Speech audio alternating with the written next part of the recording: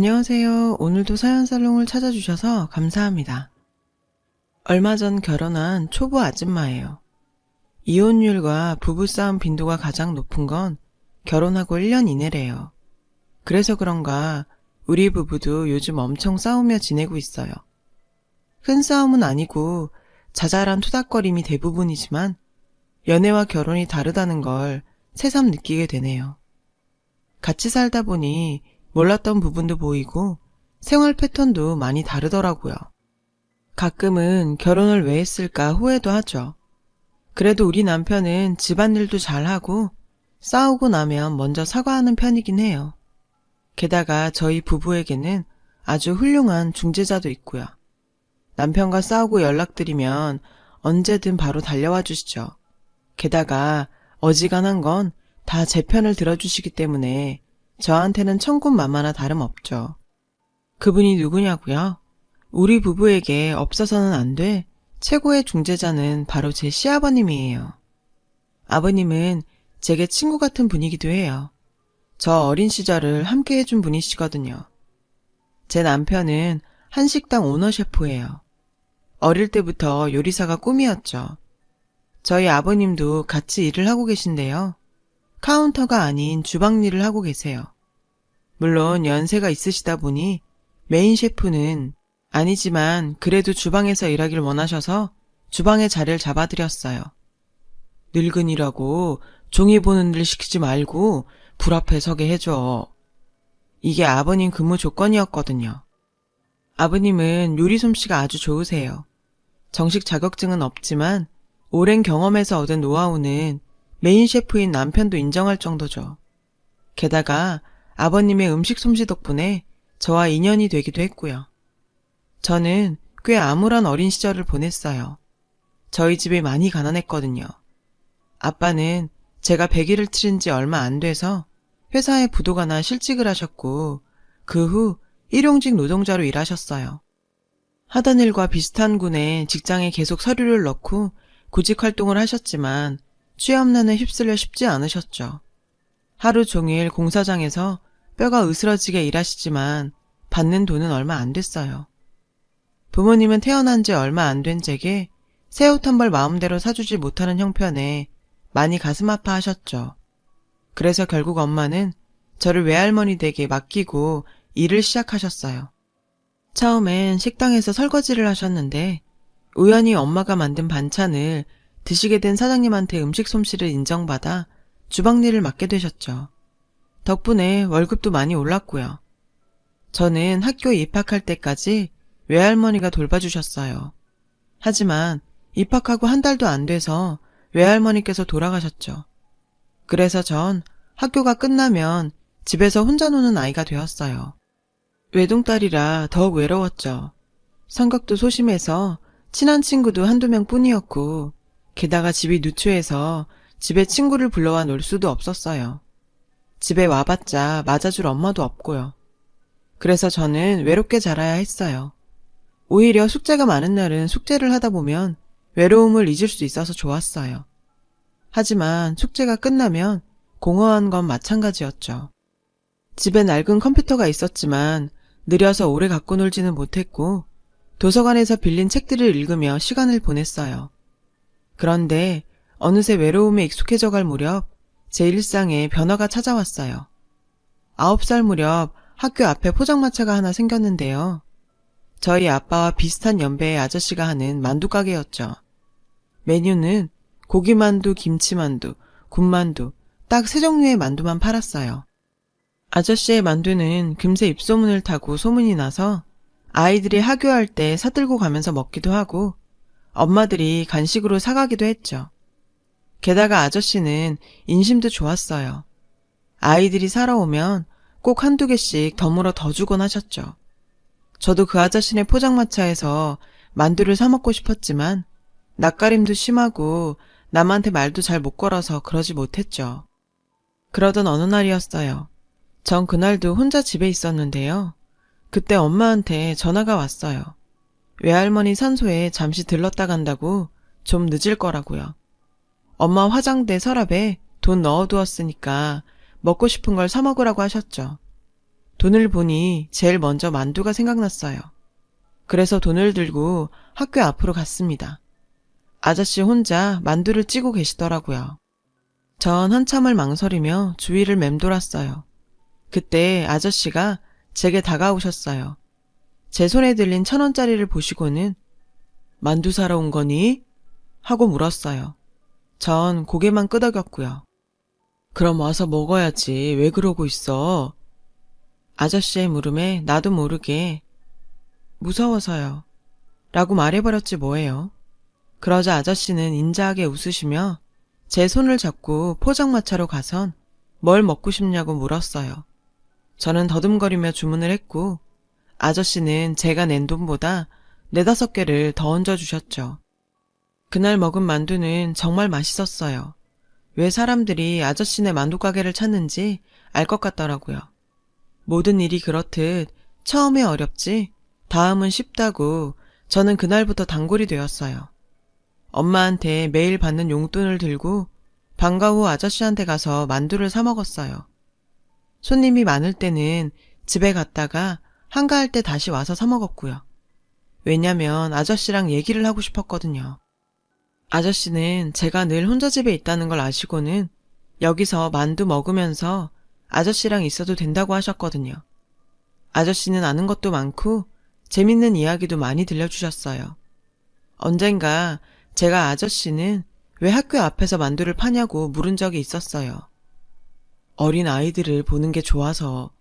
나도 은영이랑 비슷한 또래의 아들이 있거든. 지금은 볼 수 없지만. 이렇게 말하는 아저씨 모습이 왠지 슬프게 보여서 저는 더 묻지 못했어요. 어린 나이였지만 아저씨한테는 남모를 가슴 아픈 사연이 있다는 걸 알 수 있었거든요. 우리 집은 형편이 나아지고도 이사를 안 가고 그 동네에서 쭉 살았어요. 그래서 전 고등학생이 돼서도 내내 아저씨와 함께 했죠. 제 생일에는 만두는 물론 작은 선물도 주시곤 했고요. 저도 아저씨 생신 땐 용돈을 모아 선물을 사드리기도 했어요. 그렇다 보니 저희 부모님도 자연스럽게 아저씨와 가까워지셨어요. 저를 잘 챙겨주셔서 늘 감사해하셨고요. 아저씨는 제 삼촌처럼 친구처럼 늘 저를 응원해주고 아껴주셨죠. 수능을 보던 날에는 아침 일찍 저희 집에 오셔서 시험 잘 보라고 찹쌀떡과 엿을 주고 가시기도 했고요. 그 응원 덕분인지 전 수능을 잘 치렀고 원하던 대학에 합격할 수 있었어요. 당시 저희 집 형편도 많이 나아져서 등록금을 내는데 큰 어려움은 없었죠.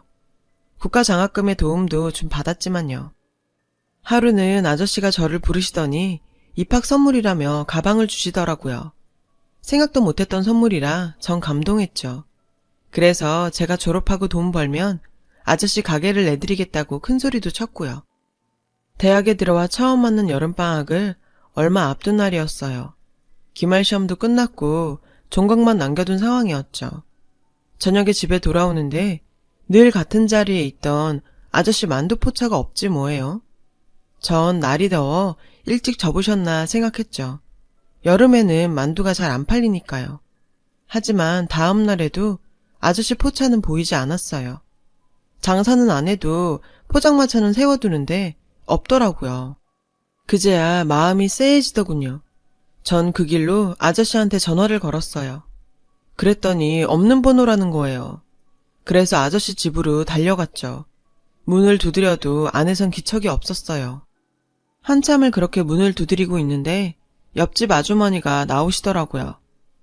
그 집 이사 나갔어. 어젯밤에 짐 다 빼서 나가던데 혹시 학생이 은영이야?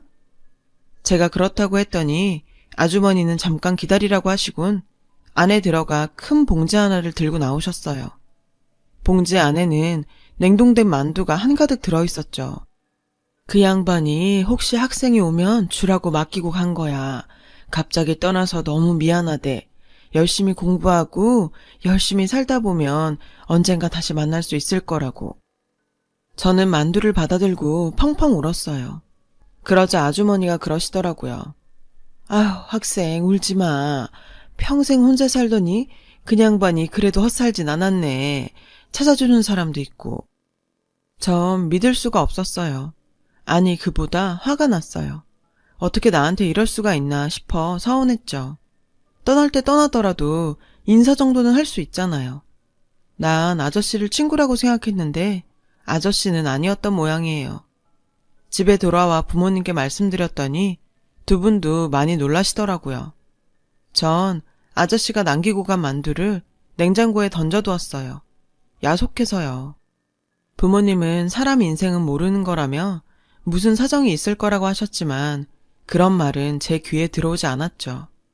한동안 정말 깊은 우울감에 빠져서 지낼 정도였거든요.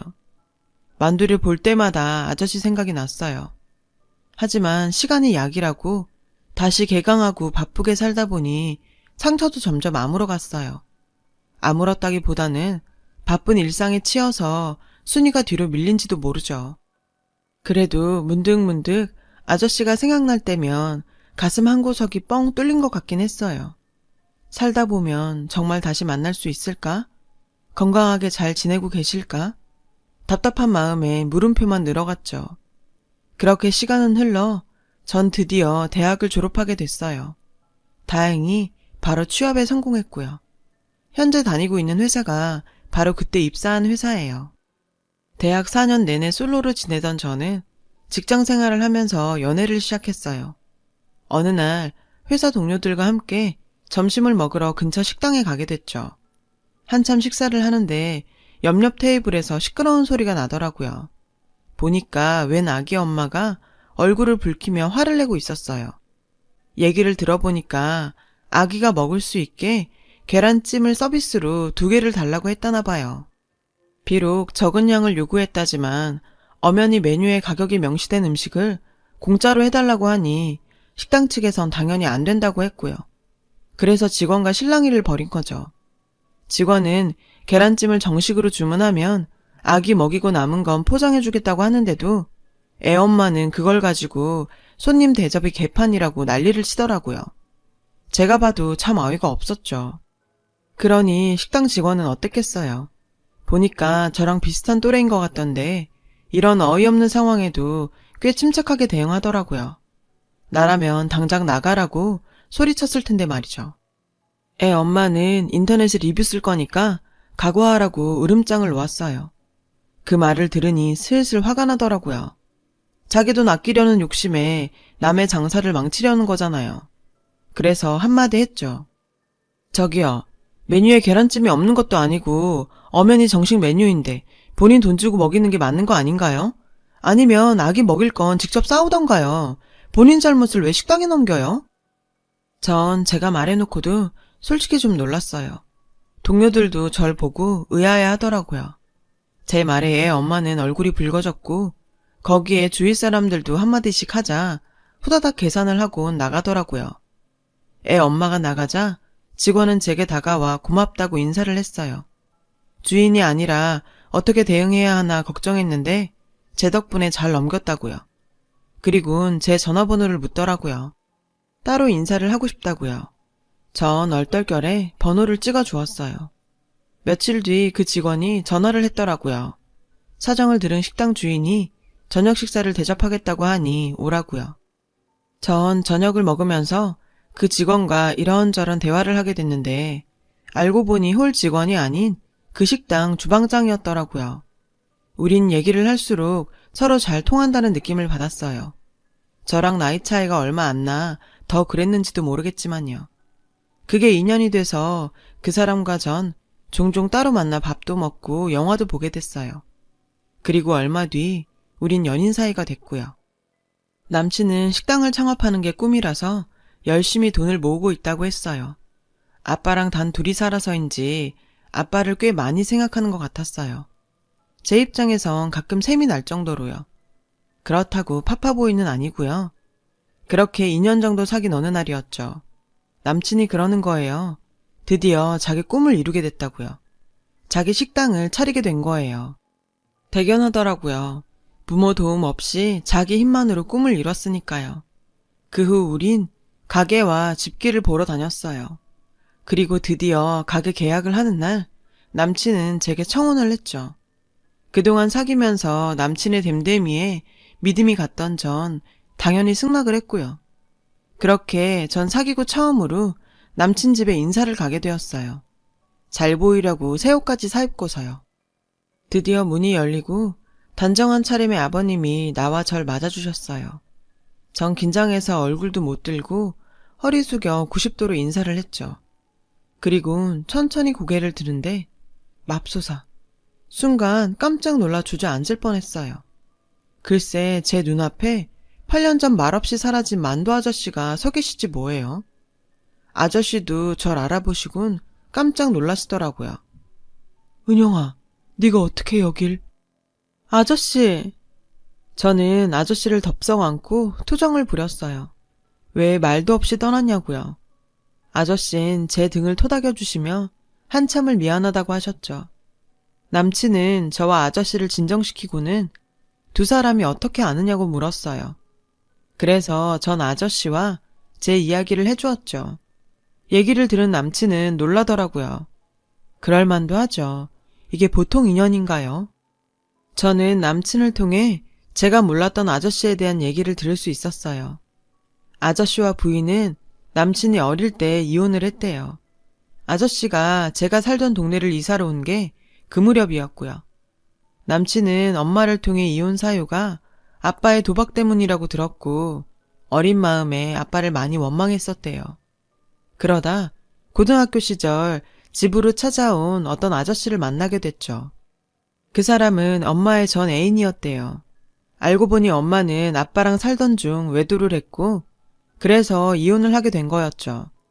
하지만 친정이 잘 살았던 엄마는 경제력을 앞세워 아저씨를 압박했고 가난했던 아저씨는 아들의 장래를 위해서 순순히 양육권을 포기하셨대요.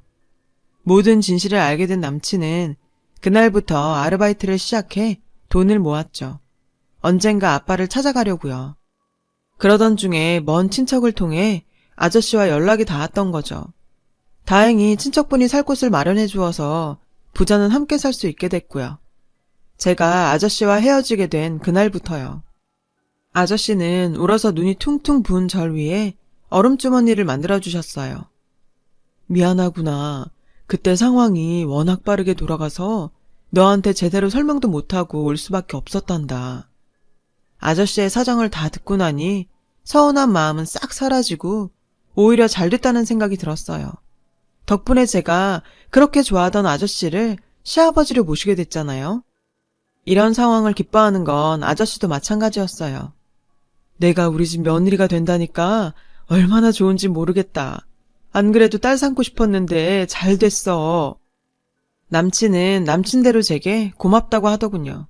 제가 아니었으면 아버지 혼자 많이 외로웠을 거라고요. 아버지 곁을 지켜줘서 고맙다고요. 그날 저는 집으로 돌아와 부모님께 이 사실을 전했어요. 제 얘기를 들으시곤 엄청 놀라셨죠. 세상에 무슨 이런 인연이 다 있냐고요. 하긴 저도 가끔 실감이 안 나니까요. 그리고 드디어 상견례 날이 되었어요.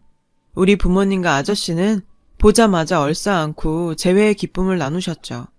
이상가족 상봉처럼요. 그러면서도 서운했던 마음도 전했어요. 아무리 그래도 그렇게 떠나는 건 아니죠. 우리 애가 얼마나 힘들어했는데요. 엄마는 아저씨를 향해 투정하듯 말했어요. 그러면서도 이렇게 극적으로 만나려고 그때 헤어졌던 게 아닌가 생각한다며 사돈으로 만난 걸 무척 반기셨어요. 오랜만에 회포를 푸신 양가 부모님들은 본격적으로 결혼 얘기를 시작하셨죠. 아저씨는 서로 사정을 뻔히 아는 사이에 거칠해 할 거 없다시며 예물이며 예단이고 필요 없으니 하나도 들고 올 생각 말라고 하셨어요. 잘 키운 딸을 보내주시는 것만으로도 감사하다고요. 하지만 저희 부모님은 자식이 여럿 있는 것도 아닌데 후회 안 되게 보내고 싶다고 너무 마음 쓰지 말라고 하셨죠. 상견례 자리는 그렇게 화기애애하게 마무리됐어요. 그리고 결혼식이 얼마 남지 않은 어느 날이었죠. 낯선 번호로 전화가 온 거예요. 남편의 어머니였죠. 친척을 통해 제 번호를 알게 됐다며 할 말이 있어 전화했다고 하시더군요. 보아하니 당신이 지은 죄가 있어서 아들한테는 연락을 못하고 저한테 전화한 것 같았어요. 용건은 대략 이랬죠. 어떻게 시어머니한테 인사도 않고 상견례에도 안 부를 수가 있냐고요. 세상에 이런 경우는 없다시며 저희 집 가정교육까지 운운하시더라고요. 혼수 문제도 그렇고 예단비 문제도 상의해야 하는데 왜 코빼기도 안 보이냐고요. 제가 남편과 어머님 상황을 모른다면 모를까 다 아는 상황에 이런 전화를 받으니 좀 황당했어요. 그런데도 어머님은 시종일관 자신의 권리만 주장하셨죠. 그래서 예의를 지키는 선에서 대답만 하고 서둘러 통화를 끊을 생각이었는데 세상에 뻔뻔하게 저한테 시어머니 대접을 받으려고 하지 뭐예요. 그래서 참다 못해 한마디 해버렸어요. 저 죄송한데요. 아직 결혼 전인데 저한테 이러실 일은 아닌 것 같아요. 상견례 때 안 모신 건 아버님과 오빠 결정이잖아요. 그걸 제가 어쩌겠어요. 인사 받으시려면 오빠한테 말씀하세요. 오빠가 가자면 그때 따라갈게요. 제가 시댁 가정사에 이러쿵저러쿵 할 입장은 아닌 것 같으니까 그 문제는 오빠하고 상의하시고요. 결정되면 그때 인사드릴게요. 그랬더니 뭐 이런 막대먹은 기집애가 다 있냐며 이 결혼 절대 못 시킨다고 펄펄 뛰시더라고요. 안 그래도 시어머니에 대한 이미지가 안 좋았는데 아주 꼴도 보기 싫었죠. 전 전화를 끊고 남편한테 다 얘기했어요.